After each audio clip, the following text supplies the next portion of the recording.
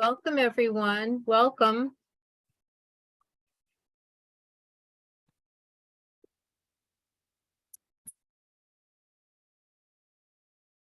Good evening, everyone. Welcome to this evening's program, the 1939 World's Fair from a Jewish Perspective with Gregg Philipson.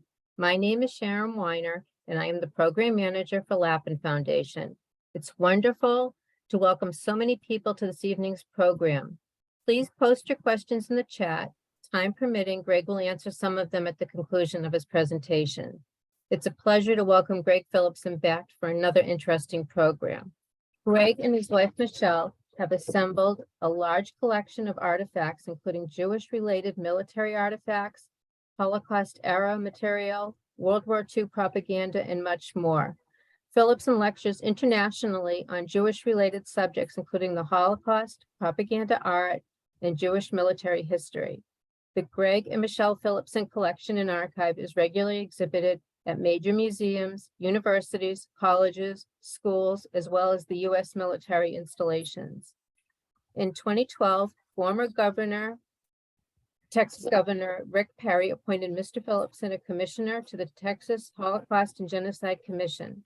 He served for many years as an advisory member at the Holocaust Museum, Houston. Mr. Philipson was the 2019 recipient of the Jewish War Veterans Wolfson Award for Outstanding Community Relations.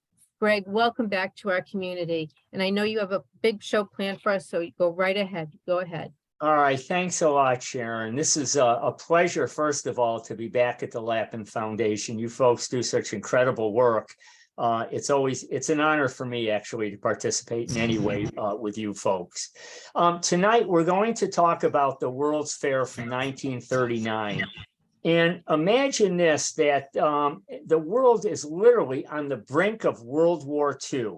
And we'll talk about the dates and how that all kind of correlates. But I wanted to tell you that we're going to look at this from a social and political perspective at a time that the world is basically falling apart. There's appeasers and isolationists, and things have already gone crazy all over Europe, even in the Middle East and in Asia.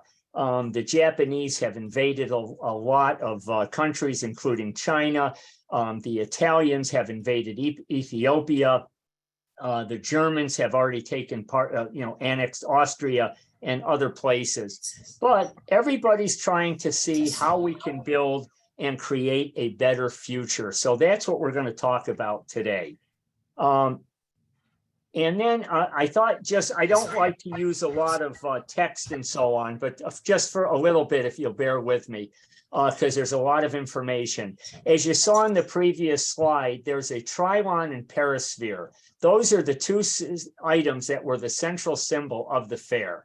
Its image was reproduced by the millions on a wide range of promotional materials and serving as the fairgrounds imagery focal point. And you're going to see a lot of that tonight. The U.S. Post Office issued a postage stamp on April 1st, 1939, depicting the trilon and perisphere in preparation of the fair. And we'll be seeing a little bit of that. The fair opened on April 30th. The perisphere was not only a striking feat of architecture from the outside, inside there was an equally stunning exhibit. Democracy was a giant diorama of the ideal city of the future, designed by industrial designer Henry Dreyfuss. By the way, Henry Dreyfuss, for those of you that may be my age watching, he was the guy that actually designed the Princess telephone that was so very popular back in the 60s. The exhibit was honored in a space more than 2 times the size of Radio City Music Hall. So for those of you in New York or have visited Radio City, it's quite large. After paying 25 cents, visitors viewed the exhibit from 2 rotating balconies, dubbed the magic carpet, that encircled the model. Every 6 minutes, a recorded narration would talk about the wonders of this utopian city, and it would light it up, and it was quite nice. Rising Tide was the theme song by William Grant Still.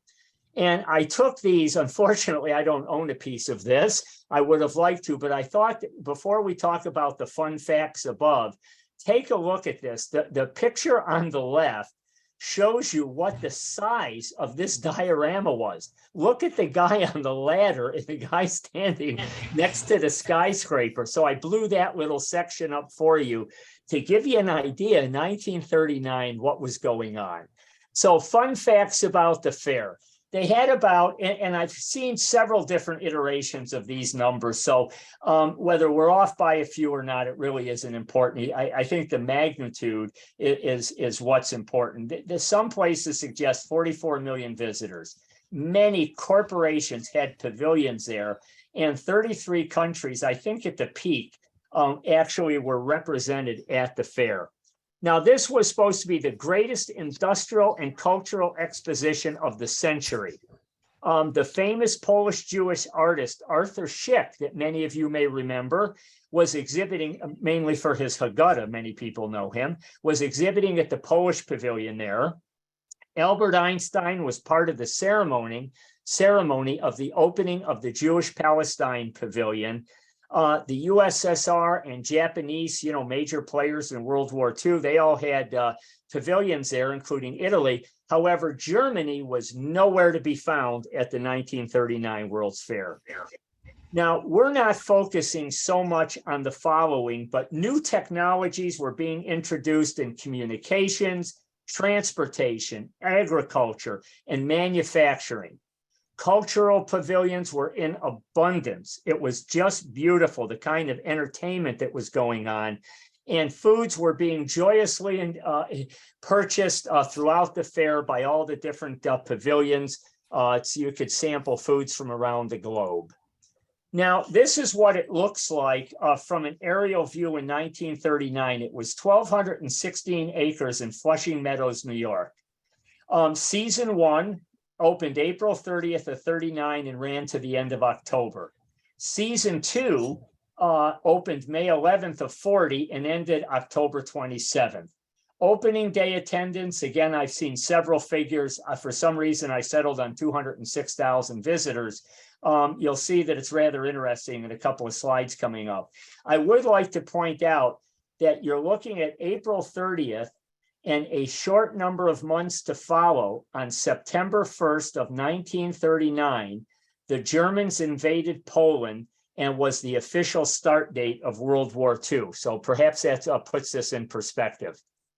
One of the other interesting fun facts that the World's Fair was tied to the 150th anniversary of the inauguration of George Washington as the first president of the United States. And I always find it interesting. Some people know it, some people don't. But the inauguration was originally held in New York City in 1789 because New York City was the first capital of the United States. It was later moved, as you know, today to Washington, D.C. And you'll see not only this beautiful statue of George Washington, but you notice this at the end in many places and on many pieces of ephemera and tokens that were featuring him. So this was such a big to-do. There you see the Trilon and Perisphere logo, and who is in the center there but Franklin Delano Roosevelt.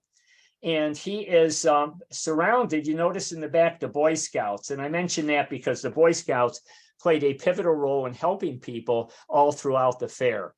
And on the bottom left there, just to the left of the guy in the little uniform, I think that may be Lehman from Lehman Brothers. He was very involved from a Jewish standpoint, as we'll see later, in getting the Jewish pavilion going.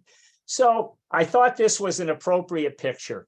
Jam-packed opening day of the fair. You see the flags from the different countries, gazillions of people, and look at that giant statue of George Washington all the way down in the center, right in front of the Perisphere. So absolutely magnificent photo, and taken in the section for the country section. I thought this was also interesting that in June 10th of 1939, King George VI and Queen Elizabeth, the mother of the Queen Elizabeth that just passed away recently from England, this is their motorcade, that the fair was so significant that the King and Queen of Great Britain attended. And mind you, put in perspective here, that there is the world is on the verge of war, and they still found to find time to come to the United States to participate in the fair. This is a really cute photograph of the king and queen in one of the little carts they had, the little buses. They're famous if you can find the little toys around. People, make replicas of these types of things. But you can see the Secret Service gentleman to the left and right there. But kind of a fun little thing, and how important it was for world leaders to show up here. So I thought, we mentioned the stamp. If you're a stamp collector, these are first day of issues postmarked, and the stamp was released in New York City on April 1st of 1939. Now, why do I show this particular envelope to you? You see that's a beautiful, you can't tell it here, but that's a beautiful embossed cachet, the orange. But look above there, that's signed by Albert Goldman, the postmaster of New York. So that would be the first Jewish connection, other than Herbert Lehman, that I can show you connecting to the fair. It's a beautiful piece of philatelic history, actually. And this postcard, and you can see they officially licensed. God, it must have been millions of things. There's so much stuff out there. But this was the Temple of Religion. And I thought I would highlight this one only because it mentions Catholic, Protestant, and Jewish faith as a symbol of individuals' belief in God, irrespective of the form of that belief. So it was very good. It was already, kind of a proactive, not tolerating certain people. So I was very glad to see that, and I purchased that card for that reason. One of the really interesting things is RCA, Radio Corporation of America, back in the early 1930s was really developing the first TVs. And what you're seeing here is at the RCA Communications Pavilion at the New York World's Fair. That is one of the very first TV broadcasts, and you're witnessing it there in that particular photograph on that TV screen.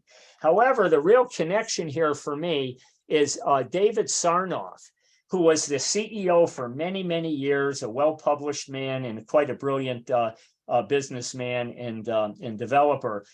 He was a brigadier general in the U.S. Army. That's a 1-star for those of you who may not be familiar with a brigadier. And he served during World War II, helping in the area of communications and other aspects of technology during World War II.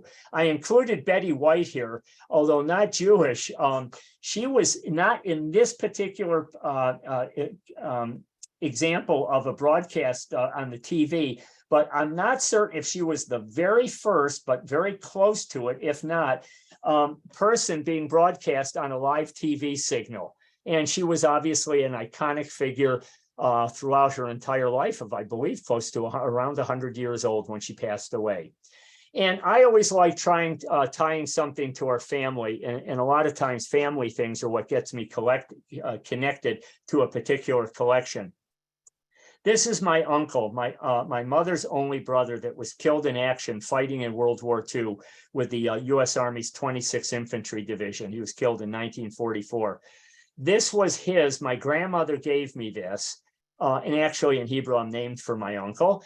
And this is his ticket book for around his 14th birthday, just a few years before, unfortunately, his demise.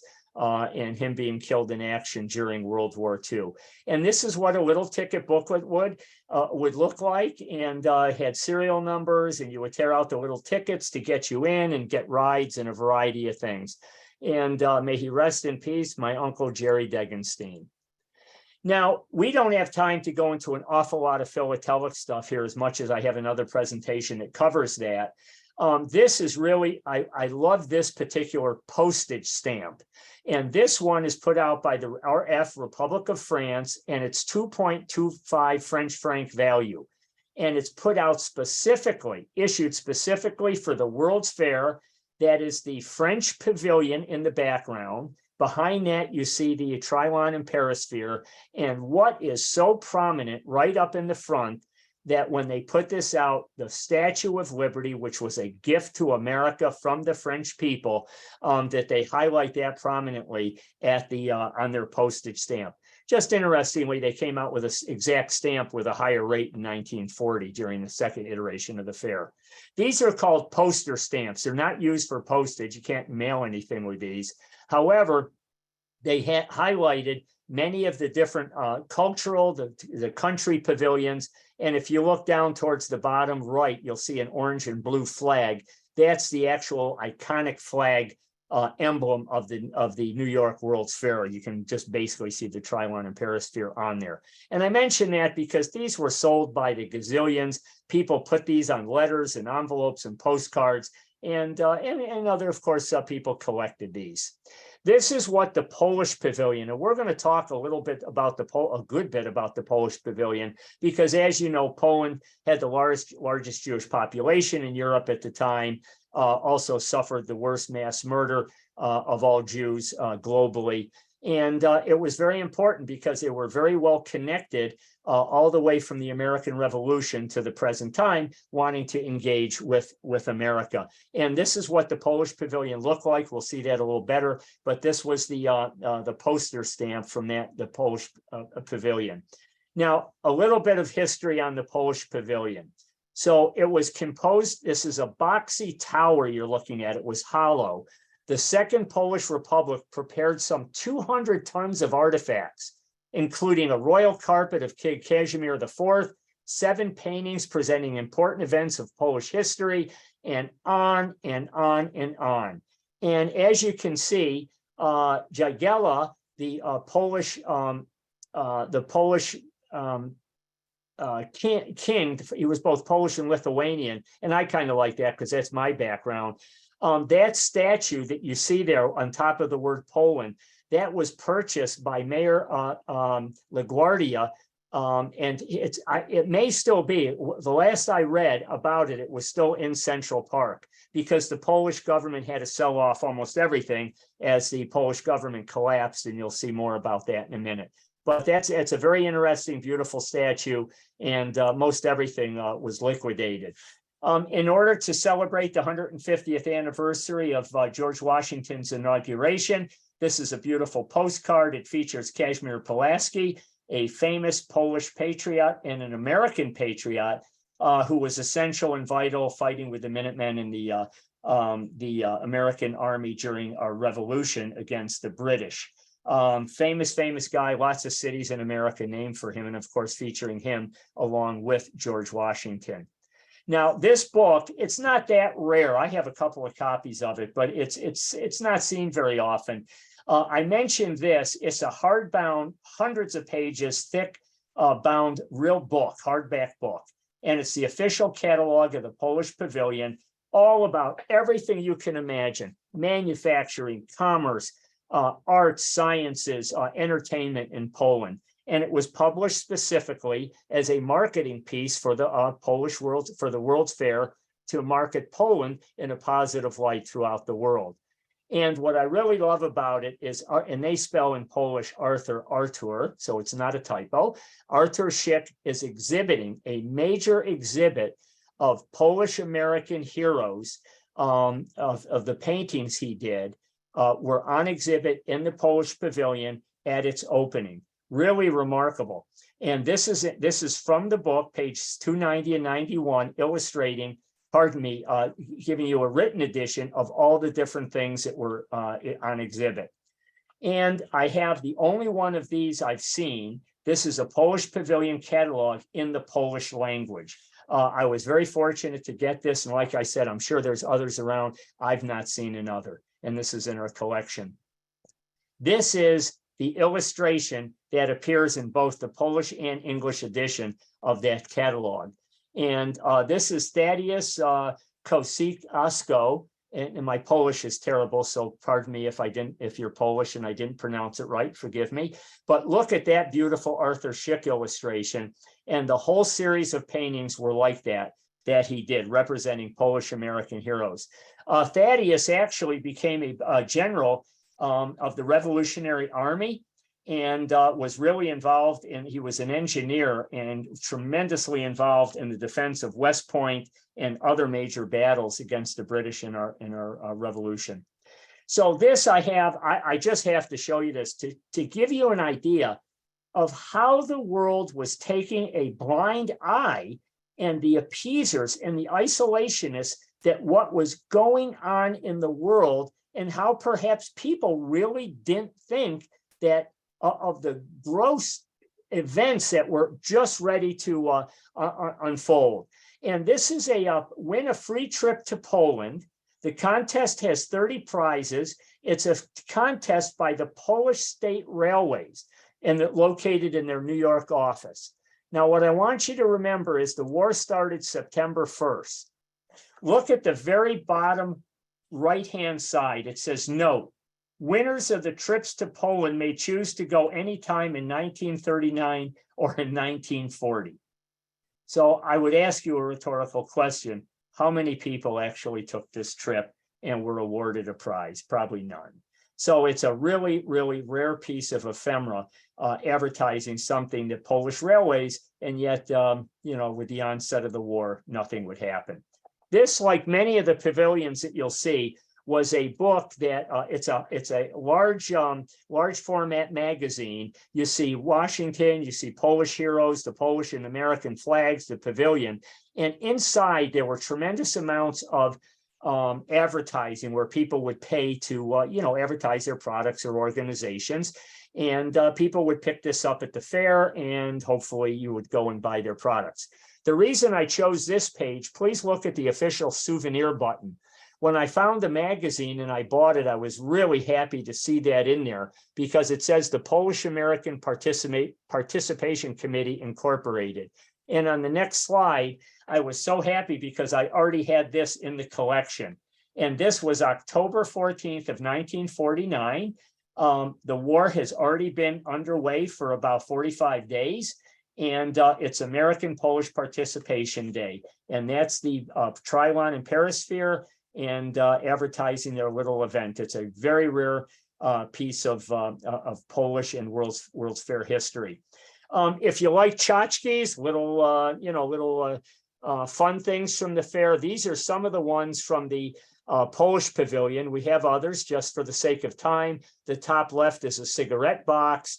The one with the big medallions next to that, to the right of that, is a beautiful, very large relief or medallion.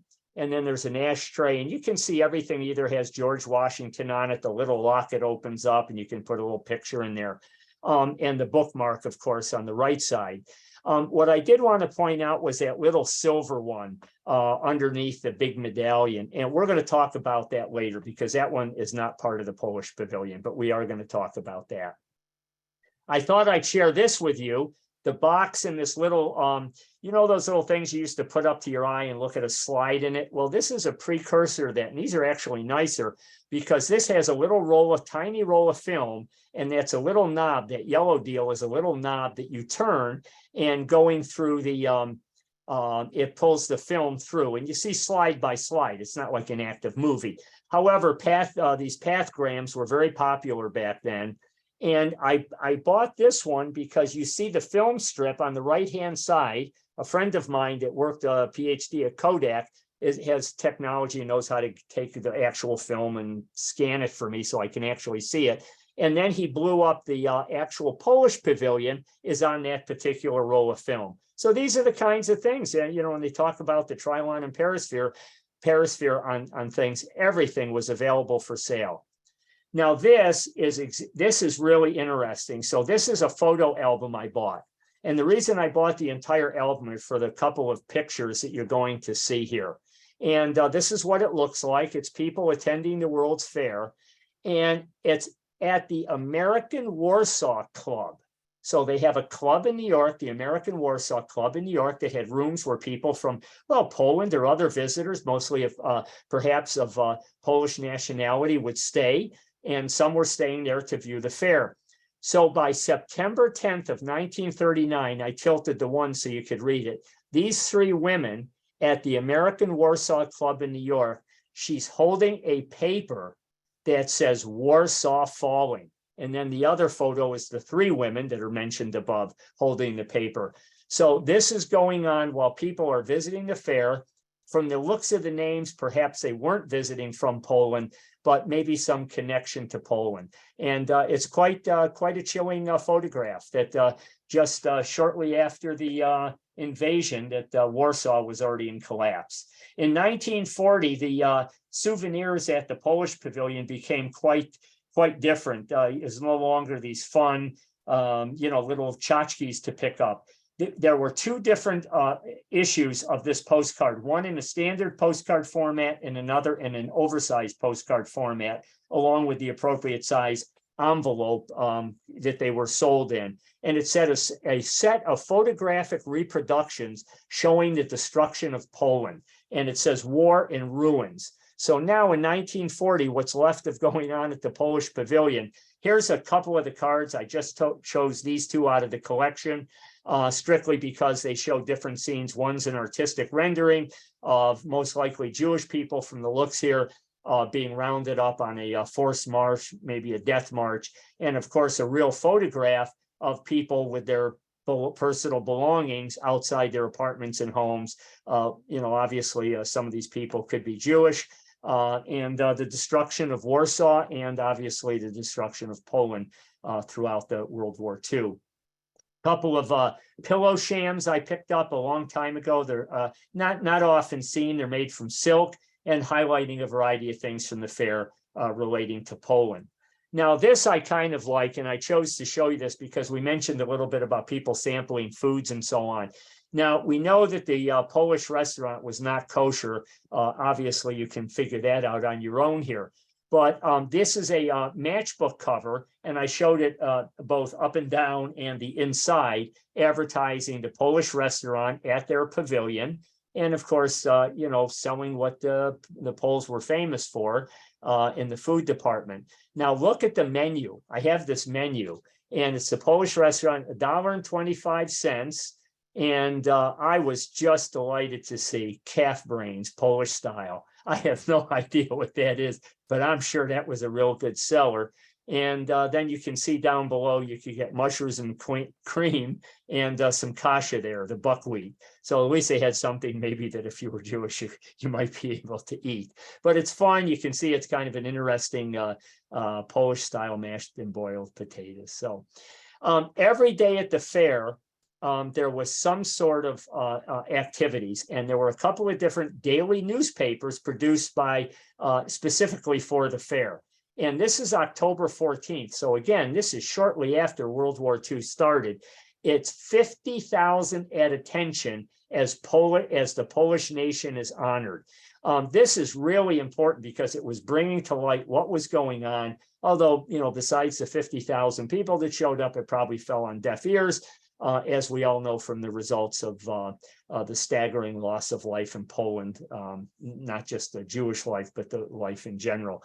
And anyway, you can see that they were constantly bringing awareness to the plight of Poland. Now, I want to move on to the Jewish Palestine Pavilion, officially known as the Palestine Pavilion. It was introduced to the world to the concept of a modern Jewish state, which a decade later would become Israel. The pavilion featured a monumental hammered coppered relief sculpture on its facade, as you see here, where it says Eretz Yisroel in Hebrew under there, titled The Scholar, the Laborer, and the Toiler of the Soil by the noted Art Deco sculptor Maurice Eshkelon. And this is a pretty rare piece of ephemera from our collection. And it's a monument to Zionist achievement in Eretz Yisroel. And remember, everything is the land of Israel at this point, prior to May of 1948. So, and this is what the pavilion looks like in real life. And these are 4 pages of that brochure. And I think it's important to note, you see Theodor Herzl, the founder of modern Zionism, Dr. Chaim Weizmann, who they're showing him as the president of the World Jewish Congress, first president of the State of Israel in 1948, head of, I think, so many different organizations. And of course, the ever iconic Albert Einstein, who we'll learn more later. He's talking here about the Balfour Declaration, but who we talk about later, who was the guest speaker, the honored speaker at the dedication in May of the actual Jewish Palestine Pavilion. Now this, everything you see, these things are all in our collection. This is a real wire photo, and I've given you the information that's pasted, typed up and pasted on the back when it was actually produced. And this is Meyer Weigzel. He was the actual director of the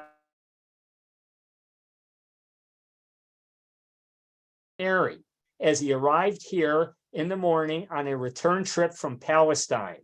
He was noted for his production of Max Reinhardt's Eternal Road and is in charge of the building of the Palestine Pavilion at the fair. His trip to the Holy Land was for the sole purpose of checking up on the building of the Palestine Pavilion exhibits and to arrange for artistic talent. It's dated, as you can see, October of 1938. Great. I mean, this guy was essential for everything to do. And I think I really should have mentioned this earlier at the very beginning of the Palestine Pavilion.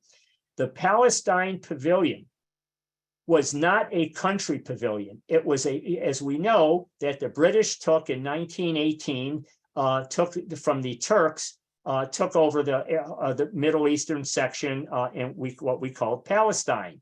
And now this was under British occupation. So it was not a country in and of itself. And this is the only pavilion in the country section of the World's Fair that was produced by people, not by the nation itself. So the Jewish people of America, and you'll see so many different prominent organizations were responsible for building and maintaining and putting out, in essence, what was propaganda, trying to get allow people, the British especially, to allow people back into Palestine. This is another original photo from our collection. This is a model of the exhibit at the fair. It's supposed to be erected in the community interest zone. The architects, you can see the architects and even Simonson, who was a consulting designer. This is really nice stuff because it really gives you facts and people's names and so on. And of course, you can see Ashkelon's artistic sculptures above the entrance there as well. This is another incredible photo from our collection. This is also 1938, but a little later, almost 1939. This is Maurice Ashkelon at the Palestine Pavilion and doing one of the three sculptures. This one's Isaiah. And of course, you had the scholar, the laborer, and the toiler of the soil. And it doesn't say that that's Ashkelon, but I think from the looks, I think that's actually him because he was the sculptor. So this is and you can see the outline of one of the other pieces as well. Really remarkable stuff. Great to see. Another sculpture that appeared at the fair was Lord Robert Cecil, head for the World Fair, his head. And it's just another granite head of England's pacifist statesman. He'll be the feature of the Arts and Crafts exhibit at the Palestine Pavilion, and talks about the sculptor, Zev Ben-Zvi, and another beautiful piece of the kinds of things. I mean, look at that. That is a gorgeous modernistic bust of Lord Cecil. Now, this book is much like the one you saw for the Polish Pavilion. This is the Palestine Pavilion. And you can see the 12 tribes of Israel, all their little iconic logos behind you there, their insignia, if you will. And I wanted to just show you a little bit about what was in this book. It's a big, thick, large format magazine, Spirit of the Pavilion, and of course, right away featuring Ashkelon's sculptures. And you can see that Meyer Weigzel, the Pavilion in the Making, that's an article written by him. So these guys were just constantly in front of the general population, trying to get awareness built for the pavilion and for Palestine, really in general. This is another very unusual piece. It's the only one of these I've seen. I'm sure I always mention there's others, but this is really important because this has such significance, the verbiage here.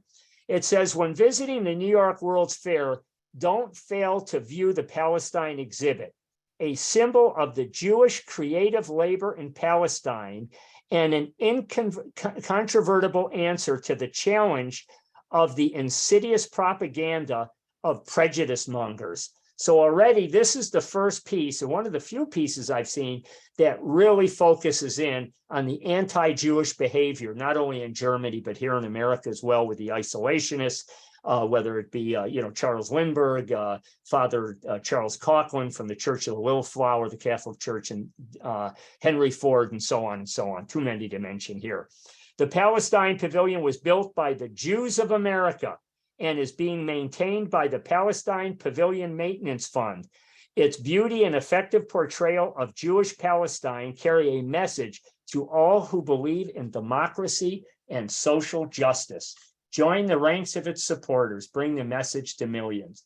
And the next page here, I highlighted the bottom part, but it's almost a broadside more than a brochure. It's an appeal to American Jews, and it's fairly large format. It's bigger than 8.5 by 11.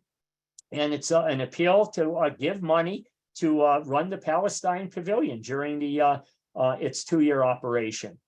So this is a dedication brochure, another one that's seldom seen, and I've opened it up. It's very large. You can see it's folded into a much smaller brochure, but when you open it, this is the front and back, and you see the iconic image of Einstein, Ashkelon's images there of the sculptures.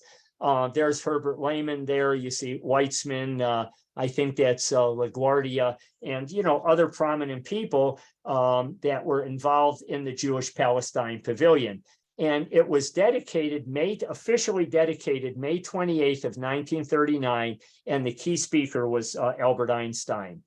And I've enlarged the image of Einstein. That may have come from Look or Life magazine. I can't remember. It was quite iconic and a famous image. But what you look at on the left here is something in our collection, and it's quite large. It's not a full page newspaper section, but it's probably a good third of a page or larger. And it's a cut image from the newspaper, Your Answer, and it's advertising the dedication of the Jewish Palestine Pavilion by Albert Einstein. And if you look just below the date, it says a transatlantic address by Chaim Weitzman, president of the Jewish Agency for Palestine. So now he's the president of the Jewish, he was everywhere. And who's putting this on is the National Emergency Committee for Palestine. And if many of you recall anything about Arthur Schick, and his artwork, he did so many different pieces of artwork for organizations like the American Federation of Polish Jews, the Emergency Committee to Save the Jewish People of Europe, and so on and so on. Just from a philatelic standpoint, 1997, the country of Uruguay puts out an Albert Einstein stamp. You can see the E = MC square, and somebody put it on a modern postcard of the iconic image. This one I really like, and I just don't want to take too long on it. But in 1979, the country of Nicaragua put out an actual postage stamp, a 15 cents of Nicaragua currency stamp, celebrating the 100th anniversary of the birth of Albert Einstein. And what's really interesting is they're focusing not on anything to do with nuclear or anything like that. They're focusing on him at the World's Fair. And it has Albert Einstein at the World's Fair of 1939. And obviously you see the Trilon and the Perisphere there. So interesting use of even in 1979, commemorating him, but tying him to the World's Fair. A couple of other fun little things here. First day of issue cover, somebody's put an actual photograph of the Palestine Pavilion on the cachet, what's that's called, the little artwork on the left-hand side. The reason I like this, it's first day issue for April 30th, 1939, which is the first day of opening of the fair, but the stamp was issued on April 1st, earlier that month. A couple of other interesting ones. This one has a beautiful an image of, it's not the actual poster stamp of the Jewish Palestine Pavilion. And I like the one on the right because it's important. They wanted to keep this awareness going. So can you see in the top left corner of the stamp itself, it says 1940. They were overprinted so that you would know these were purchased during the fair in 1940. And this one, real simple. This is from 1942, postmarked in Long Branch, New Jersey. but they were still using these, this is pretty seldom seen, the Palestine Pavilion poster stamps on mail, just trying to raise awareness, in my mind, by 1942, of trying to get awareness for the for Eretz Yisrael. These are seldom seen as well. These are little ticket books sold by different organizations. The Palestine Pavilion Committee, if you will. You would buy this for $1. You had a couple of coupons, would get you into the fair. And again, everything is saying the land of Israel, Eretz Yisrael, as you see underneath in Hebrew. All sorts of little things that would be put out to raise money, little membership, contributing members, and so on. These are the backs of the two different items you saw in the previous slide. The Jewish Palestine Participation Committee, the Board of Directors. Many of you could remember famous Rabbi Stephen S. Wise, one of the strongest American Zionists to ever live. He was the honorary president of this. You could read those names yourself. But these are nice little pieces of ephemera from the fair and how they were trying to market it. Let's not leave out the Jewish National Fund, Jewish Palestine Pavilion. They create new forms of life. These are beautiful pieces of ephemera. They're things that were used at the time, application to get a blue box, the tzedakah box, and so on. And on the inside, when you fold out it was too big for my scanner, sorry about the bottom. But when you see it, you see the blue box, it's the tzedakah box there carrying a message. It just, more land for more people in Eretz Yisrael. And early on, from when the Zionist movement started, many people were purchasing land from the Turks to even, to buy basically Israel back. Another nice one, this is from the United Palestine Appeal. This was very active during the Second World War in general, but the colorful, dramatic story of Palestine at the New York World's Fair. And we can't leave out Hadassah. So in 1939, some cards were from 39, some were from 1940, advertising all the health care that Hadassah was bringing for the Zionist Organization of America to the people of Palestine, all the people of Palestine, not just Jews, and even what was going on certainly in America. This card I kind of like for a couple of reasons. It's a beautiful artist rendition, officially licensed card of the Jewish Palestine building. However, the thing I like most is on the left. That's a Zionist flag. Obviously, we're almost a decade away from the state of Israel. Look at that beautiful Zionist fair that is flurling in front of the building. It's really important. It's really an iconic symbol for a people wanting to regain their original homeland. This is a fantastic postcard, not because of the image. That's a fairly well-used image on postcards and other things that you'll see in a second. This one is overprinted for the Palestine House Incorporated. It's the American Center for Palestine Products at their New York office on West 28th Street. It's really quite amazing. And what's neat here is the front of the postcard, even though one of their own seals is put over it, you can still make it out. It's the Art Gallery for Palestine Foods and Arts. There's a Palestine house, a shop, and exhibitors are welcome, and it gives their address. And I love that little seal, even though they could have put it in a much better place. That same image was used as one of 16 cards in about the fair in general. They were called colored miniatures, but this one is really neat because it talks about on the back, it's not a postcard, they're tiny, little 2x3 cards, 2-inch by 3-inch cards. It says this pavilion built about a patio reminiscent of the age-old Mediterranean tradition houses an exhibit of the concrete achievements of the Jewish people in rebuilding of their national home. Building has been erected by the American Committee for the Jewish Palestine Participation at the Fair. And key words, rebuilding of their national home. So this is some really great stuff. And this is not one of those propaganda coming from the pavilion itself. This is one of 16 cards about all the different pavilions. I love this. This is one of my favorite things in the, this is a sterling silver filigree bracelet that was sold and purchased at the Palestine House at the New York World's Fair. And not only is it in its original box, it has that same type of seal that you saw that somebody didn't do a great job of sticking in the middle of that postcard. Beautiful, beautiful, real nice piece of Judaica from the collection. This is something this is a great photo. It says, this is the side of the pavilion. So you see Cafe Tel Aviv. And what is that? The Ner Tamid, that's the eternal light. That's an image of the pin I mentioned when we looked at all the tchotchkes from the Polish pavilion. This is a blown up version of the lapel pin. It says Jewish Palestine Pavilion and Eretz Yisroel at the top in Hebrew. And there it is. That iconic image is right under the words Cafe Tel Aviv. And notice once again, what do you see on the right-hand side of that photograph? The Zionist flag, the symbol of Jewish Palestine. And of course, simple matchbook cover advertising Cafe Tel Aviv. But of course, again, not only the Trilon and Perisphere, but Ashkelon's 3 images there as well. This is one of the just most beautiful pieces I have in the collection. It's a silk scarf, and it talks about the radio building and administration building.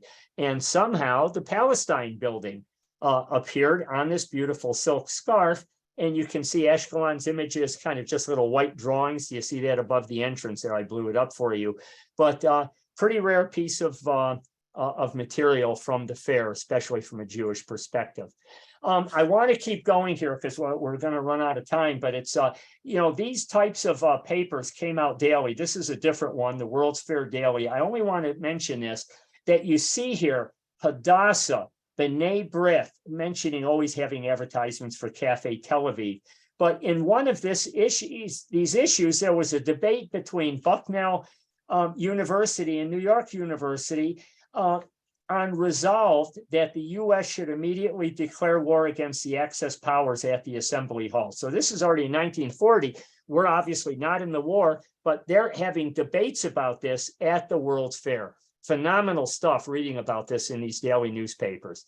Another iconic, fantastic piece of jewelry from the kind of jewelry, non-precious metal jewelry from the fair. You'll see all of these, and I believe this was produced by the Palestine Pavilion, the Palestine House, but I haven't been able to determine that. These are flags of nations, as you can see, the Soviet Union, the American flag. At the very left, you see the flag of the World's Fair. But notice that there's the Zionist flag. It's absolutely incredible. This is in mint condition, the clasp works and everything. And on the back, there it says the 1939 World's Fair, Portugal, and right next to that on the back, it states simply Palestine. Beautiful piece of ephemera, not ephemera, but of jewelry from the fair. This is a candy dish or some porcelain high gloss, high glazed dish that I was able to acquire of the New York World's Fair Palestine Pavilion. Of course, you see the iconic images, both Ashkelon as well as the World's Fair imagery there. These, I suspect, were sold at the Palestine House, but it doesn't have any markings to that effect. These are little wood, and it's Siraka wood, and the Bubby and Zadie in the center there, these were sold at the Palestine Pavilion's gift shop. And you can see the Zadie's got the, you can see the tzitzit from his talis hanging down there. She has a prayer book that I believe has a Mogen David on it. There were other figures, but I'm not sure if they were actually sold at the pavilion or they were from some other one. But it makes for a nice little shtetl look when you display them. Actually, we actually developed our own little shtetl here in one of our shelves in the family room. And these were so popular. You can still buy these all over the place. If I find them cheap enough, they make great gifts. I like to buy them and share them with people. There's 2 different sets in here that aren't original. And one is that green guy in the very center. He and his wife back there. Those are actually like porcelain, redone probably in the 1970s or 80s. And then there's even a newer set, which you see the kind of a shiny plastic one right in the front there. The Zadie in the black right here, if you can see my cursor. Anyway, one of the other things was the 1940 Jewish Daily Forward Press Pass. How I got this, I don't know, but it was on an auction. I stumbled across it. Just another beautiful piece of how Jewish people were working the fair to get to see what was going on. This is a really iconic photo, and it's really an important photo. And we're going to talk about this a little bit more in a couple of minutes. But for this photo itself, I found the original photo in the collection. I didn't realize the significance. In 1940, you have a bust of Theodore Herzl being unveiled at the Palestine Pavilion. And of course, these two young women are junior Hadassah members, and they're on guard during this vigil, that protecting and making sure that the bust of Herzl is duly respected. So it's a beautiful photograph, and it shows the participation, again, of so many different organizations. In 1940, the World's Fair, all the stuff at the Jewish Pavilion, much like the Polish Pavilion, the Czech Pavilion, and others, was sold off. And this is I don't own this, I don't believe. I think this is a borrowed image, but you can see the director, Weitzel, is written his name down at the bottom there. They had an exhibition and sale of the materials that were at the Jewish Palestine Pavilion. The war is starting to crank up, and needed to liquidate a lot of things. And what's really remarkable, and this photo is courtesy of David Matlow from Toronto, Canada. And I think David joined us just a few minutes ago. I'm so glad. He has shared some really fascinating information, and I consider him an expert about the fair. But he went to the Spertus Museum in Chicago, where these are Ashkelon's original sculptures that were on the facade of the building. And David has been working tirelessly trying to get these back to where they probably should be in the state of Israel at one of the museums there. They were made there and probably should be there. The New York World's Fair had many country pavilions. We only have a couple of minutes to talk about these. This is the Iraq Pavilion. You notice that their major thing was dates. That's a really cool little matchbook, because it's got an illustration on the matches, and the world's almost at war, but Iraq is coming through with dates, so that was really nice. Czechoslovakia, so it was the Czechoslovak Pavilion. This is pretty tough stuff, because obviously the Nazis had taken, the Germans had gone into Czechoslovakia very early. And so they actually didn't participate in 1940. But I have this medallion, and I really like it because it shows a Czech man, a fighter, and his family holding on to him, a woman with a child. And notice that his arms are bound to these two Nazi columns. You see the swastikas and the serpents there. And for some reason, this reminds me of Samson. And I'm wondering whether the person that created this relief, it's a fairly large medallion with a relief, if that was in mind, the image of Samson. The Italian Pavilion, again, this is a postcard showing Mussolini. He has already been, well at war prior to 1939 in Africa. And that's him. So, this is another one of those Caesarian salutes, and, whether Hitler copied it from him or whatever, who knows. But they had this remarkable award-winning pavilion that you see there. Didn't last all that long. The Japanese, and we have to go through this quick, but this is really critical. The Japanese were so snowing us during this period. This is an image of the Japanese pavilion. That little poster stamp that I have in the collection shows a Liberty Bell made of pearls, Japanese pearls, that were valued in 1939 at about $1 million.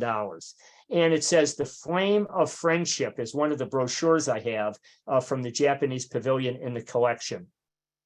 Now, Japan's pavilion at the World's Fair reopened in 1940 officially on the theme of long U.S.-Tokyo friendship. And this is a Japanese-American newspaper in my collection.